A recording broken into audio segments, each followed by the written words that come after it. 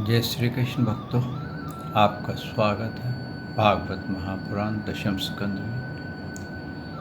हम रासलीला का प्रसंग 29वां अध्याय का पान कर रहे हैं और ये दिव्य रासलीला है। जो इसको समझ जाए वो कहते हैं भगवान का सानिध्य प्राप्त कर लेता है। आइए, कल हम इसमें प्रवेश तो कर चुके हैं, अब इसको आगे बढ़ाते हैं। लेकिन अगर इस रासलीला में किसी को शंका हो जाए, चाहे वक्ता को या श्रवण करने वाले को, श्रोता को, तो वो रास के बाहर हो जाता है।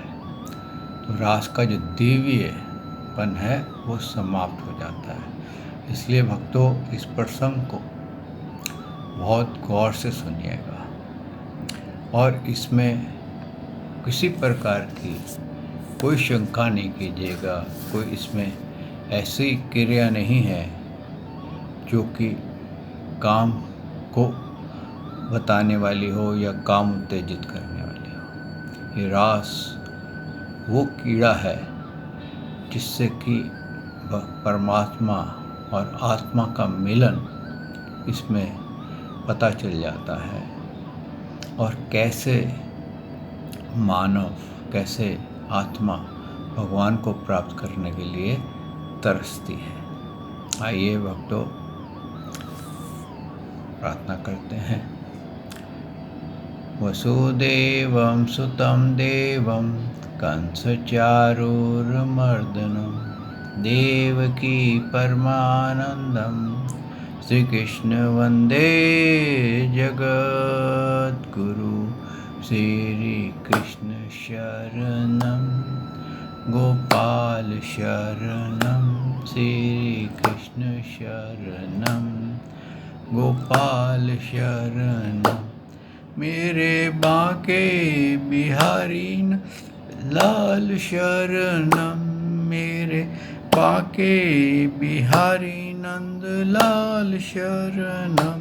श्री कृष्ण शरणं गोपाल शरणं, श्री कृष्ण शरणं गोपाल शरणं।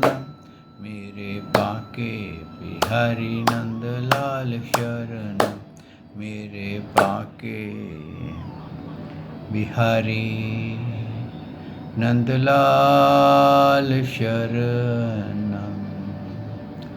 बोल भगवान श्री कृष्ण की जय। श्री नंद के लाला की जय। श्री देवकी नंदन श्री कृष्ण की जय। श्री द्वारकाधीश भगवान श्री कृष्ण की जय। बोल देवाधिदेव पूर्ण ब्रह्म भगवान श्री कृष्ण की सदा ही जय।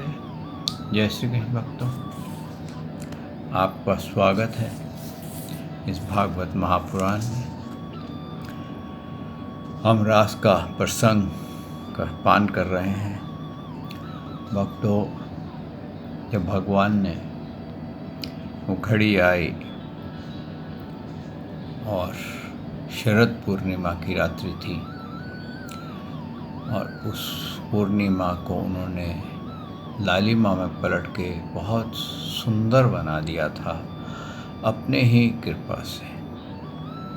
यानी कि ऐसा बना दिया था कि हर एक का मन या पूरा भक्ति विभोर हो जाए, प्रेम में खो जाए, कहने परिशुद्ध प्रेम में खो जाए। क्यों कि आज प्रभु का वो जो वचन था जिसके लिए गोपियाँ इतने वर्षों से इंतज़ार कर रही थी, पिछले जन्म कई जन्मों से इंतज़ार कर रही थी कि हम भगवान के साथ उनका स्पर्श पा सकें, उनकी पूजा कर सकें, उनकी अर्चना कर सकें। भगवान ने भी बिल्कुल वैसा ही वातावरण बना लिया था और जब वंशी बजाई तो वंशी में गोपियों, एक एक गोपी का नाम उसको सुनाई देता था। और ये वंशी धुन इतनी दूर तक गई थी कि कहते हैं 84 कोस व्रज है। 84 कोस में जितनी भी गोपियाँ थी उन सब को ये वंशी धुन सुनाई दे रही थी और उसमें अपना अपना नाम सुनाई दे रहा था। और कहते हैं ना कि कभी कभी इतने आदमी एक्साइटेड हो जाता है किसी इनविटेशन को पा करके कि उसको समझ में नहीं आता वो क्या करे।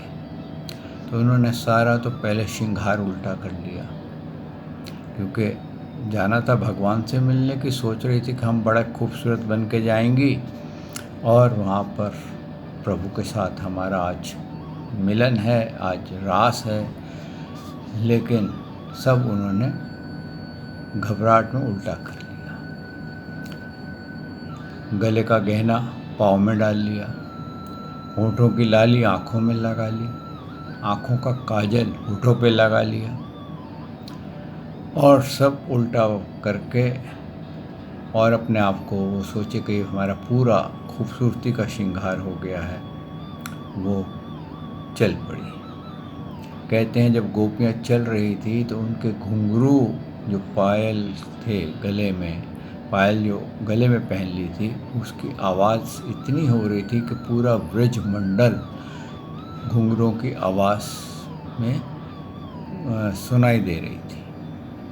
उसके बाद कुछ गोपियाँ ऐसी थी कि जो बहुत ज़्यादा एक्साइटेड हो गई भगवान की अपने नाम सुन के वंशी धुन में कि परमात्मा से मिलने का समय आ गया है, लेकिन वो अंदर जाए तो उनको दरवाज़ा बाहर निकलने का नज़र ना आए। कुछ गोपियों को गोपों ने रोक लिया था, तो वो गोपियाँ जो थी उन्होंने वहीं बैठ कर के भगवान का चिंतन करके अपने शरीर से, सूक्ष्म शरीर से वो वहाँ पहुँची और वो चिंतन में ही भगवान का आलिंगन किया और उनके जितने भी पाप पुण्य, जितने भी प्रारब्ध के कर्म थे वो भस्म हो गए और वो उन्होंने तत्काल शरीर का परित्याग करके भगवान में समा गए थे। और अगर दूसरी तरफ देखा जाए तो भक्तों, भगवान जो थे इस वक्त उनके अवतार की आयु 7 वर्ष की थी, 7.5 वर्ष की। और इतना नन्हा बालक गांव में तो वैसे खेलता कूदता है, किसी के साथ कुछ भी बात कर ले, किसी का हाथ पकड़ ले, किसी के गले मिल जाए तो उसका कोई अपराध नहीं होता। और ये चीज़ हमें इस रास के अंदर याद रखनी चाहिए भक्तों कि भगवान की आयु क्या थी। तो भक्तों, कहने का तात्पर्य यह है कि जब तक ऐसी वेदना हमारे हृदय में न उत्पन्न हो कि जिससे कि हम भगवान के प्रति, कहते हैं ना, अनलिमिटेड प्रेम उठ जाए, और ऐसा प्रेम जिसको बोलते हैं ना चित्त चुरा लिया जाए कि बस और कुछ नहीं है, सिर्फ भगवान ही भगवान है, तो उसके अतिरिक्त कुछ नहीं है, तो हम भगवान को पा सकते हैं, उनका आलिंगन कर सकते हैं, उनकी पूजा कर सकते हैं। जैसे आपने अभी श्रवण किया कि बहुत सी गोपियाँ जिनको मार्ग नहीं मिला था वो कैसे वहाँ पहुँची थी। इसीलिए कहा गया है कि भगवान की लीलाओं का चिंतन करो। तो इस तरह से वो अपने भोगने वाले शरीर से, यानी कि ये स्थूल शरीर से मुक्त हो गई थी बहुत सी गोपियाँ। इस पर भक्तों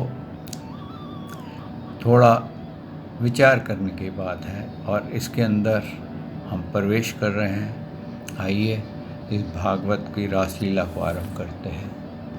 सच्चिदानंद रूपाय विशुद्धपते आदि हेतुवे तापत्रय विनाशाय श्री कृष्णाय वयं नमो नमः। श्री कृष्णाय वयं नमो नमः। श्री कृष्णाय वयं नमो नमः। श्री कृष्णाय वयं नमो नमः। बोल देवादिदेव भगवान श्री कृष्ण की सदा ही जय। यहाँ पर भक्तों राजा परीक्षित ने पूछा भगवान सुखदेव जी से पूछा और उनको कहा, भगवान गोपियाँ तो भगवान श्री कृष्ण को केवल अपना परम प्रियतम ही मानती थी, उनका उनमें ब्रह्म भाव नहीं था। इस प्रकार उनकी दृष्टि में प्राकृतिक गुणों में ही असत दिखती है। ऐसी स्थिति में उनके लिए गुणों को प्रभाव रूप इस संसार की निवृत्ति कैसे संभव हुई? देखिए, प्रश्न बहुत डीप है और ये एक शंका का भी प्रश्न है। डीप इसलिए है कि राजा परीक्षित जो थे वो इस गहरे रहस्य को नहीं जानते थे कि गोपियाँ जो हैं वो बहुत बड़ी दिव्य ऋषि हैं, योगी हैं, और मोक्ष भगवान के धाम में प्रवेश करते करते इनको जब पता चला कि भगवान का अवतार होने वाला है, तो ये वहाँ से लौट करके ब्रह्म विद्या से जब इनको पता चला था, तो ये वहाँ से लौट करके इन्होंने वृंदावन में गोपियों का शरीर धारण किया था। क्यों गोपियों का शरीर धारण किया था? क्योंकि माता में, स्त्री में जो प्रेम भाव होता है वो पुरुष से 25% एक्स्ट्रा होता है, और मातृभाव, हर एक स्त्री में प्रेम भाव एक्स्ट्रा होता है। इसलिए उनको ये था कि हम पूर्ण रूप से प्रभु से प्रेम करें और प्रभु का सानिध्य प्राप्त करें। उनका ये जो लीला होने वाली है, भगवान अब प्रकट होकर के लीला करेंगे, हमारे को उनका स्पर्श मिलेगा, और अगर हमारे को स्पर्श मिलेगा तो हमारे अनेकों जन्म, ना जाने कितने जन्मों का हमारे संचित कर्म है, पुण्य कर्म है या पाप कर्म है, वो सब समाप्त हो जाएंगे। अभी आपने भक्तों ये प्रसंग सुना कि गोपियाँ जिन्होंने चिंतन करते हुए अपने सूक्ष्म शरीर से जो भगवान के पास पहुँची, और जैसे ही भगवान का लिंगन किया, भगवान का स्पर्श प्राप्त किया, उनके सभी पुण्य और पाप, उनके पूरा प्रारब्ध का जो शरीर था, प्रारब्ध से जो शरीर बना हुआ था, वो कर्मों का शरीर सदा सदा के लिए नष्ट हो गया। वो भगवान के पवित्र पार्षद ये गोपियाँ बन गए जो सदा भगवान के संग रहते हैं। तो ये चीज़ राजा परीक्षित को समझ में नहीं आई थी। उनको क्या लगा कि गोपियाँ जो थी एक साधारण स्त्रियाँ थी, अभी की थी, और भगवान आए तो उनको तो पता ही था ये भगवान है, और वो एक जो प्रेम था वो हो सकता है एक रिलेशन हो, एक इसलिए हो कि भाई एक मानव देह से दूसरी मानव देह प्रेम कर रही है, लेकिन एक आत्मा परमात्मा से प्रेम कर रही है, इसका उनको अंदाज़ा नहीं था, इसका उनको पूरा पता नहीं था। आगे सुखदेव जी ने उनको थोड़ा, कहते हैं ना, दबाते हुए, गुस्सा करते हुए कहा, परीक्षित, मैं तुमसे पहले ही कह चुका हूँ कि चेदीराज शिशुपाल भगवान के प्रति द्वेष भाव रखते थे, और बहुत से लोग, बहुत से असुर भगवान के प्रति द्वेष रखते थे, पर वो तर गए। क्यों? ऐसी स्थिति में जो समस्त प्रकृति और उनके गुणों से अतीत भगवान श्री कृष्ण की प्यारी और उनसे अन्य प्रेम करती हैं, वह गोपियाँ उन्हें प्राप्त हो जाएं, इसमें कौन से आश्चर्य की बात है। परीक्षित, वास्तव में भगवान ने प्रकृति संबंधी वृत्त, विनाश, प्रेममय और गुणी भाव से रहित वे चैतन्य अनंत अप्राकृतिक परम कल्याण स्वरूप गुणों को एकमात्र आश्रय हैं। उन्होंने यह अपने को तथा अपनी लीलाओं को प्रकट किया। उसका प्रयोजन केवल इतना ही था कि जीव उनके सहारे अपना परम कल्याण संपादन करे। इसलिए भगवान से केवल संबंध हो जाना चाहिए, वह संबंध चाहे जैसा ही हो। आप देखिए, अब यहाँ पर क्या बोला कि भगवान के साथ संबंध हो जाए, भले वो कैसा ही हो, काम का हो, क्रोध का हो, या भय का हो, स्नेह का हो, नातेदारी का हो, सौहार्द का हो, चाहे जिस भाव से भी भगवान में नित्य निरंतर अपनी वृत्तियाँ जोड़ दी जाएं, वह भगवान से ही जुड़ती हैं। इसलिए वृत्तियाँ भगवान में हो जाती हैं और उस जीव को भगवान की प्राप्ति हो जाती है। आप किसी भी तरह से अपने आप को अगर भगवान के साथ जोड़ देंगे, चलो परीक्षित तुम जो कहते हो वो भी मान लेते हैं, लेकिन उन्होंने इस पर किसी भी प्रकार से उन्होंने बताया कि तुम भगवान के साथ संबंध जोड़ लो और वो तुम्हारे को जीवन मृत्यु से पार करा देंगे। आगे क्या कहते हैं कि जब गोपियाँ वहाँ पहुँची जंगल में जहाँ भगवान थे, तो भगवान ने उनको क्या संबोधित किया? महाभाग्यवती।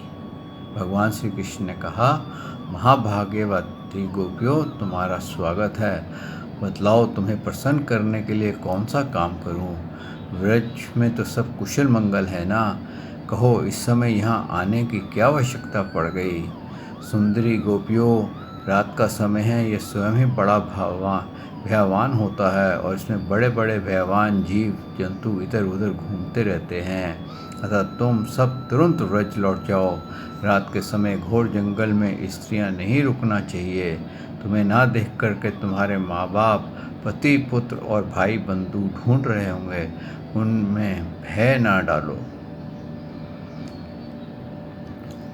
क्या कह रहे हैं कि उनमें भय मत डालो, यानी कि वो कहीं घबरा रहे हो कि तुम इतने जंगल में इतनी रात्रि को यहाँ आ गए अंधकार में, और जबकि चांदनी ऐसी थी कि कहते हैं कि जंगल जगमगा रहा था, पूरा लाइटेड था और रेडिश लाइटेड था, और इतना बढ़िया लाइटेड था कि उनका कोई भी मार्ग, यानी कि छोटे से छोटी पगडंडी भी लाइटेड थी।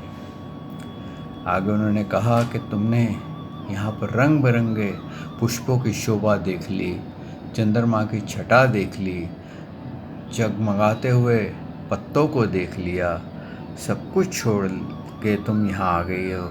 देखो तुम्हारे घर के नन्हे नन्हे बच्चे और गौवें बछड़े रो राम रहे होंगे, उन्हें दूध पिलाओ और गौवें दो।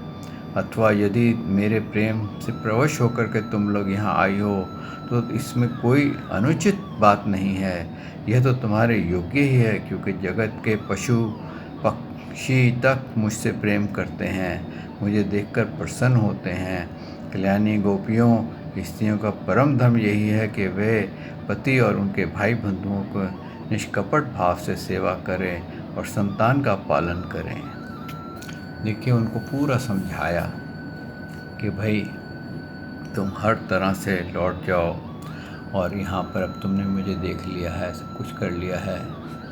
लेकिन इतना कुछ कहने पर, और जो भगवान को कहा महाभाग्यवती भगवान ने इसलिए कहा कि अगर मेरा दर्शन कोई ना कर सके, अगर तुम्हारा भी कोई दर्शन कर लेगा, तुम्हारा भी कोई चिंतन करेगा, वो भी संसार सागर से पार हो जाएगा। उसको बोला जाता है महाभाग्यवती, यानी कि ऐसा सन्यासी, ऐसा संत जो भगवान तक पहुंच गया हो और वो पूरे उसके अंदर प्रभु की ही शक्तियां हों। अगर आप उसका भी दर्शन कर लेंगे तो भी आप भगवान के सानिध्य प्राप्त कर लेंगे। कहते हैं इतना कहने पर भी गोपियां जो थी वो टस से मस नहीं हुई, और वो इस चक्कर में पड़ गई, इस चिंतन में पड़ गई। हम तो यहाँ पर आई थी कि हमारे को ये मौका मिल रहा है अंदर से। क्या था ये? परमात्मा और आत्मा का मिलन था, शरीर का शरीर के साथ मिलन नहीं था। शारीरिक रूप से वो भगवान को अपना बालक समझती थी, एक नटखट बालक समझती थी। उनके घर में जाकर शिकायत करती थी, उनको माखन खिलाती थी, उनको दूध भी पिलाती थी और उनसे प्रेम करती थी। लेकिन उनमें जो भाव था प्रेम का, वो पवित्र था। कभी उनके मन में काम वेदना नहीं जगी थी। लेकिन आज क्या हुआ है? आज उनकी आत्मा में ये वेदना जग गई है कि मैं परमात्मा से मिलूंगी। तो जो आत्मा शरीर को ला सकी वो तो ले आई, जो शरीर को नहीं ला सकी उसने शरीर का वहाँ परित्याग कर दिया और अपने दिव्य स्वरूप से भगवान के श्री चरण कमलों में वो पहुँच गए। आगे सुखदेव जी कहते हैं, परीक्षित, भगवान श्री कृष्ण का यह अभिप्रेय भाषण सुनकर गोपियाँ उदास खिन्न हो गई, उनकी आशा टूट गई। वह चिंता के अथाह एवं अपार समुद्र में डूबने लगी। उनके बिंबाफल पके हुए कुर्दन के समान लाल लाल अधरों में चलने वाली लंबी और गर्म सांसें सूख गई। उनके मुंह नीचे हो गए और ऐसा था जैसे कि वो अधमरी हो गई हैं, जैसे आदमी थका हुआ हो, प्यासा हो और बड़ी लालसा से किसी ऐसे जलशय पर पहुँचे और उसको कहा जाए कि ये जल तुम्हारे पीने लायक नहीं है, ये तो जहरीला है, तो उसकी क्या हालत होगी। कहते हैं कि गोपियों के नेत्रों से दुखों के आंसू बह बह करके काजल के साथ वक्षस्थल पर पहुँचे और वहाँ लगी हुई केसर धोने लगे।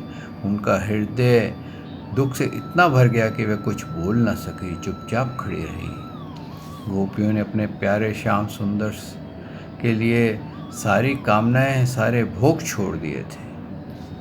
देखिए, वो सब कुछ छोड़ के आई थी, अपने परिवार, घर वाले सब कुछ छोड़ के आई थी, सब कुछ छोड़ के आई थी। किस लिए?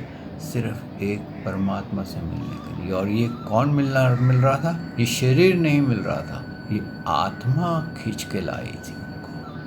कहते हैं मन बुद्धि से परे आत्मा जब जागृत हो गई तो वो परमात्मा से मिलने के लिए जो भी उसके कपड़े पहने हुए थे शरीर रूपी, उस वस्त्र को लेकर के वो भगवान के चरणों में उपस्थित हो गई। जब उन्होंने देखा कि ये तो नहीं मान रहे हैं तो सुखदेव जी कहते हैं, आंखें रोते रोते लाल हो गई, आंसुओं के सारे रूंध गई। उन्होंने धीरज धारण करने के अपनी आंखों को आंसू पूछे और फिर प्राण्य कोप के कारण वे गदगद वाणी से कहने लगी। गोपियों ने कहा, प्यारे कृष्ण, तुम घटघट व्यापी हो, हमारे हृदय की बात जानते हो, तुम्हें इस प्रकार निष्ठुरता से वचन नहीं कहने चाहिए थे। हम सब कुछ छोड़कर केवल तुम्हारे चरणों में प्रेम करती हैं। इसमें संदेह नहीं कि तुम स्वतंत्र हो और हठीले हो, तुम पर हमारा कोई वश नहीं है, फिर भी तुम अपनी ओर से जैसे आदि पुरुष भगवान नारायण कृपा करके अपने मुमुक्ष भक्तों को प्रेम करते हैं, वैसे ही हमें स्वीकार कर लो, हमारा त्याग मत करो। श्याम सुंदर, तुम सब धर्मों का रहस्य जानते हो। तुम्हारा यह कहना कि अपने पति, पुत्र और भाई बंधुओं की सेवा करना ही स्त्रियों का स्वधर्म है, अक्षर ठीक है, परंतु इस उपदेश के अनुसार हम तुम्हारी ही सेवा करनी चाहती हैं, क्योंकि तुम ही सब उपदेशों के पद चरम लक्ष्य हो। क्यों सेवा करना चाहते हैं? कि तुम चरम लक्ष्य हो, अल्टीमेट जिसको कहते हैं ना, पाना, अल्टीमेट आत्मा को पाना, वो भगवान को पाना होता है। तुम हो साक्षात भगवान, तुम ही समस्त शरीरधारियों के सुहृदय और आत्मा और परम प्रीतम हो। आत्मज्ञान में निपुण महापुरुष तुमसे ही प्रेम करते हैं, क्योंकि तुम नित्य प्रिय एवं अपने आत्मा ही हो। सबसे ज़्यादा प्रेम किससे होता है? अपनी आत्मा से। तो उन्होंने क्या कहा कि आप परमात्मा हैं, मेरी परम आत्मा है, तो हमारा सबसे ज़्यादा प्रेम किससे होगा? आपसे। बाकी तो ये जो हम जो सब कुछ छोड़ के आई हैं, ये तो शरीर के संबंध थे, आत्मा के नहीं थे। देखिए, जब मृत्यु होती है तो क्या कभी आपने देखा कि वो इंसान जो है दोबारा आपके लिए आ जाए? आपने पीछे चित्रकेतु की गाथा सुनी थी, उसका पुत्र हुआ था, उसको विष दे के मार दिया गया था। फिर जब उसको बुलाया गया तो उसने क्या कहा? ये तो मेरे जन्मों का प्रारब्ध था, ना जाने कितने जन्मों में मैं इसका पिता बना हूँ, ना जाने ये कितने जन्मों में पिता बना। और आप देखिए, जब तक इंसान ज़िंदा है तो उससे सब लोग प्रेम करते हैं, और जब इंसान मर जाता है तो अगर बाई चांस वो आ जाए तो उसको भूत प्रेत समझ करके उसको घर से भगाते हैं। हमारे कई ऐसे उदाहरण मिल जाते हैं जहाँ पर के मरने के बाद आत्मा लौटी और उन्होंने पंडितों को, गुरुओं को बुलाया और उस आत्मा को वहाँ से निकाला। ऐसे कई उदाहरण हैं। अब वो इंसान जब वो ज़िंदा थे तो कितना प्रेम था, लेकिन मृत्यु के बाद जब वो उसकी आत्मा उस घर में प्रवेश करी तो उसको घर से धकेल दिया। तो भक्तों, इसलिए गोपियों ने जो यहाँ कहा है, क्या कहा है कि हम उस परमात्मा से, हम जानते हैं आप नारायण हो, आप भगवान हो, आप ये कहना चाहते हो कि हम आपकी देह से प्रेम करती है, नहीं, हमें सब पता है कि आप कौन हो। क्योंकि ये रहस्य उनकी आत्मा खोल रही थी, उनको कोई ज्ञान नहीं था, उनको कोई वो सब पिछले जन्म की जो जानकारी थी, जो उनकी स्मृति थी, वो नष्ट हो चुकी थी। लेकिन कहते हैं पिछले जन्म के संस्कार होते हैं, वो जागृत हो जाते हैं। यही भगवान ने गीता में कहा है कि मैं पिछले जन्म के संस्कार जागृत कर देता हूँ। जैसे कई लोग पिछले जन्म में अगर डूब के मरे हों तो पानी से बहुत डरेंगे, और आग में जल के मरे होंगे तो आग से बहुत डरेंगे, कोई छुरे से मरा होगा तो उसको छुरे से बहुत डर लगेगा। तो इस तरह से ये भक्ति करती थी, इनको भगवान से बहुत प्रेम था। तो अंतःकरण जो आत्मा थी उसकी विस्मृति नहीं हुई थी, विस्मृति इस स्थूल शरीर की बुद्धि की हुई थी, इस स्थूल शरीर की हुई थी, ना कि आत्मा की। आत्मा को सब जन्म याद होते हैं। कहते हैं जब बच्चा माँ की कोख में आता है, जब उसको 7वां महीना शुरू होता है तो उसको सारे जन्म याद आ जाते हैं, और उसको ये भी याद आता है कि वो क्यों इस कोख में आया, उसने माँ बाप को क्यों चुना, कौन से ऐसे कर्म थे जिसके कारण उसको ये कोख में आना पड़ा, और अब उसको आगे क्या करना है।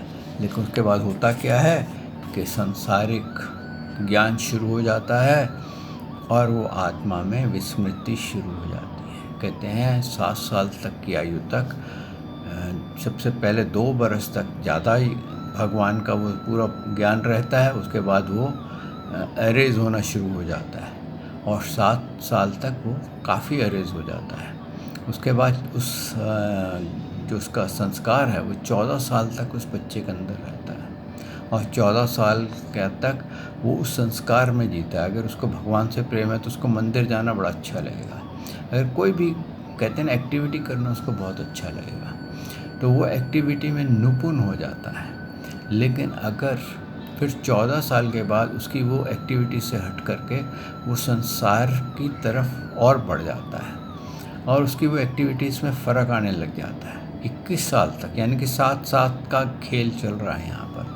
21 साल तक वो सांसारिक एक्टिविटीज़ में निपुण होने की कोशिश करता है, लेकिन फिर भी उसको ये स्मृति लगी रहती है कि मैं इधर नहीं इधर जाऊँ, जो मैं उसको ओरिजिनल है।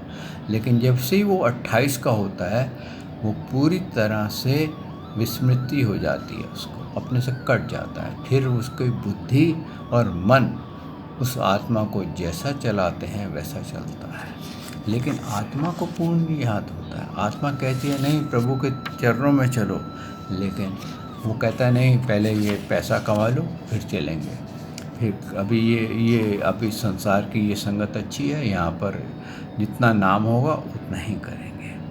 कहते हैं इस प्रकार से उन्होंने गोपियों ने उनको बहुत कहा, और कहा कि हम सब कुछ छोड़ छाड़ करके आपके चरणों में आई हैं, और आप इस तरह से जब हम आपके पास आ गई हैं, अब हमारा समय आ गया आपको प्राप्त करने का, आप हमें धिक्कार रहे हैं, आप हमारे भेज रहे हैं वापस।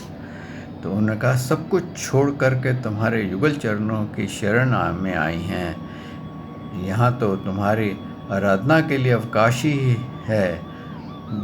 पुरुषभूषण पुरुषोत्तम, तुम्हारी मधुर मुस्कान और चारु चितवन से हमारे हृदय में प्रेम और आत्मा की परमात्मा से मिलन की आकांक्षा बढ़ा दी है। तुम्हारे वेलकम जो तुमने किया है उससे हमारे अंदर और वेदना बढ़ गई है कि हम जल्दी से जल्दी तुम्हें प्राप्त कर सकें। आगे उन्होंने कहा कि जैसे भगवान नारायण देवताओं की रक्षा करते हैं वैसे ही तुम ब्रजमंडल का भय और दुख मिटाने के लिए ही प्रकट हुए हो। और यह भी स्पष्ट है कि दीन दुखियों को तुम्हारा बड़ा प्रेम, बड़ी कृपा है। हम भी बड़ी दुखनी हैं। तुम्हारे मिलने की आकांक्षा से आग से हमारा वत्सल जल रहा है। तुम अपनी इन दासियों पे वत्सल पर अपना सर रख दो, हमारे सर पे अपना हाथ रख दो, ताकि हमारी वेदना शांत हो जाए और हमें लगे कि आपने हमें अपना लिया है। तो भक्तों, ये थी गोपियों की वेदना और ये थी गोपियों की प्रार्थना। तो यहाँ पर आज वाणी को विश्राम देते हैं। कल प्रभु ने चाहा तो आपकी सेवा में इस रास में आगे बढ़ेंगे। आप जब भी इस रास का प्रसंग सुने तो ये ज़रूर याद रखिए कि भगवान कितने वर्ष के थे और उस वर्ष के लड़के के साथ क्या कुछ ऐसा हो सकता है, काम वेदना या काम की भावना जग सकती है। इस पे ज़रूर विचार कीजिएगा। आए श्री कृष्ण शरणम गोपाल शरणम, मेरे बांके बिहारी नंदलाल शरणम। श्री कृष्ण शरणम गोपाल शरणम, मेरे बांके बिहारी नंदलाल शरणम। श्री कृष्ण शरणम गोपाल शरणम, श्री कृष्ण शरणम गोपाल शरणम, मेरे बांके बिहारी नंदलाल शरणम। मेरे बांके बिहारी नंदलाल शरणम। श्री कृष्ण शरणम गोपाल शरणम, श्री कृष्ण शरणम गोपाल शरणम, मेरे बांके बिहारी नंदलाल शरणम। मेरे बांके बिहारी नंदलाल शरणम। बोल भगवान श्री कृष्ण की जय, श्री नंद के लाला की जय, श्री देव की नंदन श्री कृष्ण की जय, श्री द्वारकाधीश भगवान श्री कृष्ण की जय। बोल देवदेव पूर्ण ब्रह्म भगवान श्री कृष्ण की सदा ही जय। जय श्री कृष्ण भक्तों।